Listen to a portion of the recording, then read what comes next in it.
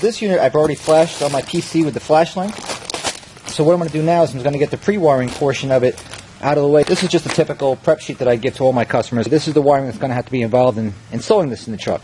So everything that's solid wires here is mandatory required connections. All the stuff you see here with the dotted lines is illustrating that it's just optional, like the door lock, unlock for factory security, driver door pin, retain accessory power, parking lights. None of that stuff is required to make this thing actually work. What is required is this, the T-harness for the transponder, and as well as the ignition harness, and lastly, the 2 wires for the CAN bus. I'll just kind of like narrate to my own self, and you guys can just overhear what goes on in my brain. So what I'm doing here now is I'm just kind of like neatening up the power harness, shrinking it so that way it's manageable. Over here, my red plug, I'm just going to pull out that because you don't need. On the installation guide, it shows you which ones you do need. You need yellow, black, light blue, and blue, black. So I'm just going to stretch that out. I know I go a little fast, but I do have a lot of experience, so stay with me. In this case, the yellow is not required.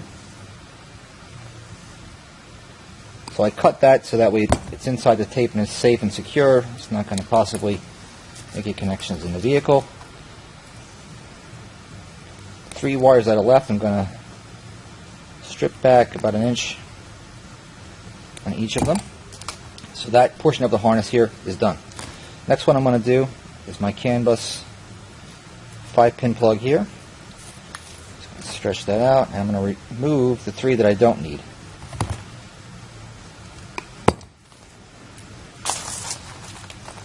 We don't typically need this much to make connections in the vehicle since everything's so close together. So I'm just going to remove all that stuff.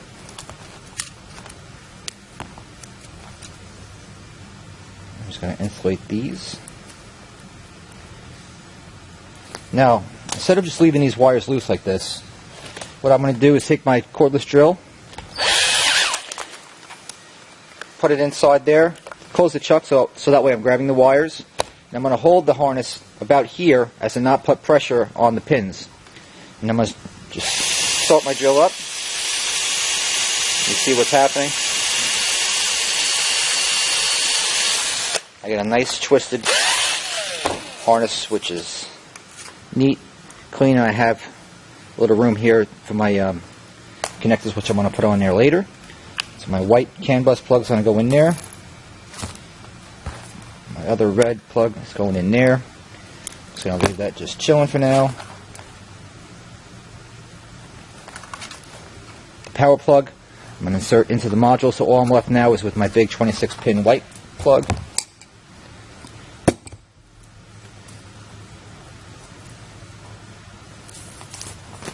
I'm going to take everything out of here that is not required, which in this case for this Ford is darn near everything except for the blue with the black, and the yellow. That's all for the recycling place. You should have seen how much wire I recycled this winter. It's crazy. My whole F-150 was completely maxed out. Totes of wires just bouncing all over the place. Almost $400 I got. Pretty good haul for number 2 wire, right? So anyway, I've got that all removed. What I have left is my ignition, my 2 blues. And these, in this case, are going color to color. And they typically are most of these Fortin kits, by the way. You might use the yellow or the yellow-black on the other side of the T-harness portion, but this side is almost always the same.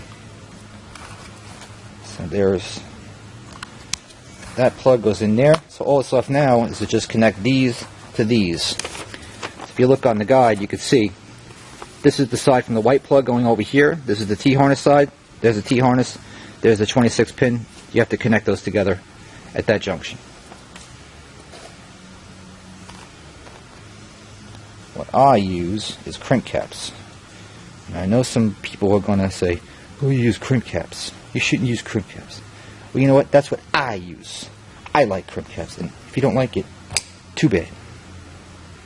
That's what I like to do. So my blue-black is done. Blue. one up.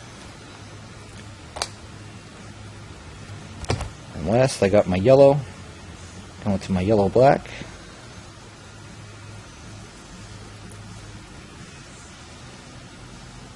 You only want to have about a 1/4 inch in there. If it's longer than that, you want to fold it back and keep it protected by the crimp cap.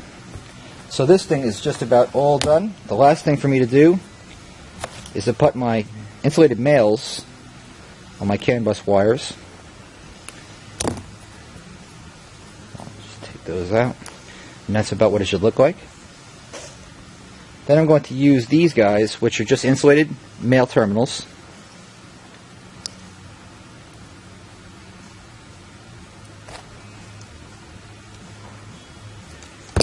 Make sure that the male stays centered. That's important. I'll show you why in a second.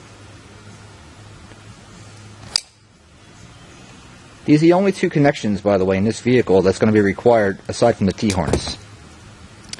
And these you get at the diagnostic connector right underneath the driver's dash. And the way these things work is, this is the male portion of the T-tap and this here is the female end. So this clamps down on the wire like that, and then these simply slide in there and it makes its connection. Pretty cool, right? So when you get a kit from me, this is what you can expect. You're going to have pre-plumbed CAN wires plus the T-taps. That's just the way I always do them. The last thing to do is just clean this all up. So I pull it over this way because you will need to unplug this power plug when you're doing the programming sequence, so it's important that you leave yourself plenty of slack there. So when you need to unplug it, you don't have to fight your wiring. So a little bit of pre-thought goes a long way. As my dad used to say, use the 5 P's, son. Proper preparation prevents poor performance. Try to remember that when you're doing wiring. So there you have it. A few minutes later, not a big deal, right? Done. There's your kit, and you have 2 holes here, which you can easily use for a wire tie. Mount them up in there and zip it along. Mount that sucker up in there, and this is all you have left. Click, click. 2 T-taps, and this is done. Now, also in the box, you'll notice that there's some other goodies. At least my kits do. I can't speak to what everybody does, but mine does. That's just the decal, self-explanatory. Also, you have this pin switch. This pin switch is optional. This can go to the dark blue. You can get yourself one of these males, and you can use this. So this would be a remote start disable switch. So if this wire shows ground to the remote start system and the hood is open, it's not going to work. When the hood is closed, the circuit is open and the remote start will function normally. They also come with these switches, so if you don't want to go through this, you can use a switch, or if you like Mercury switches, tilt switches, contact switches, reed switches, all different types of switches, all pretty much will work with one of these kits, or you could just choose not to use any switch at all, and that's okay too. It's your vehicle, it's your installation, but this is how one of these works out, and I hope this was helpful to you. So if you have any questions, you can always shoot us an email or check us out online. I mean, this is what I do for a living, so if you're looking to get one or a good deal and you don't want to go through all the work, you don't have the tools or the facilities or the time to do all this, it's not that much more for us to charge you a small premium to do all this work in advance for you. And plus, you don't have to do all this. You can just get it, plug it in, program it, and be done with it. So if that's your thing, that's the way you like it, I'm your guy. If not, this is how it's done for you to do it yourself.